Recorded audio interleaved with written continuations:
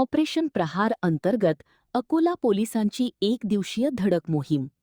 महाराष्ट्र दारूबंदी अधिनियम अंतर्गत 70 केसेस, 10,61,350 रुपयांचा मुद्देमाल नाश. अकोला पोलीस दलामार्फत पोलीस अधीक्षक श्री अर्चित चांडक यांच्या मार्गदर्शनाखाली जिल्ह्यातील अवैध गावठी दारू निर्मिती व विक्री करणाऱ्याविरुद्ध ऑपरेशन प्रहार अंतर्गत विशेष मोहीम राबवण्यात आली. दिनांक 21/5/2026 चे सकाळी 12 ते रात्री 12 वाजेपर्यंत ही मोहीम प्रभावीपणे पार पडली. या विशेष मोहिमेत जिल्ह्यातील विविध पोलीस ठाण्यात विशेष पथक नेमण्यात आले होते. पोलीस पथकांनी संपूर्ण अकोला जिल्हा पोलीस स्टेशन हद्दीत विविध ठिकाणी एकूण 70 ठिकाणी छापा कारवाई केली आहे.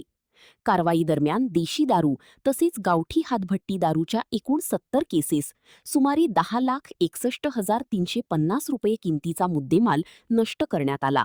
तर अवैध धंदे करणारे यांचे विरुद्ध आवश्यक ती कायदेशीर कारवाई करण्यात आली आहे. अवैध गावठी दारू तर अवैध देशी उत्पादनामुळे जनतेच्या आरोग्याला गंभीर धोका निर्माण होऊन व शांतता भंग होते. या पार्श्वभूमीवर अकोला पोलीस दलाने अशा अवैध धंद्यावर कठोर कारवाई करताना जनतेचा विश्वास कायम ठेवला आहे. पुढील काळात अशा प्रकारच्या अवैध व्यवसायांना आळा घालण्यासाठी यापुढे सुद्धा नेहमी कठोर कारवाई करण्यात येणार असल्याचे पोलीस प्रशासनाने कळविले आहे. अवैध देशी तसेच गावठी दारू विरोधातील ही मोहीम सुरूच राहणार असून नागरिकांनी अशा प्रकारच्या बेकायदेशीर अवैध दारू विक्री व निर्माण करणाऱ्यांविषयी माहिती असल्यास जवळच्या पोलीस ठाण्यात कळवावे. कोणताही अनुचित प्रकार आढळून आल्यास तात्काळ पोलिसांशी 112 क्रमांकावर संपर्क साधावा असे आवाहन अकोला पोलीस दलाकडून करण्यात येत आहे.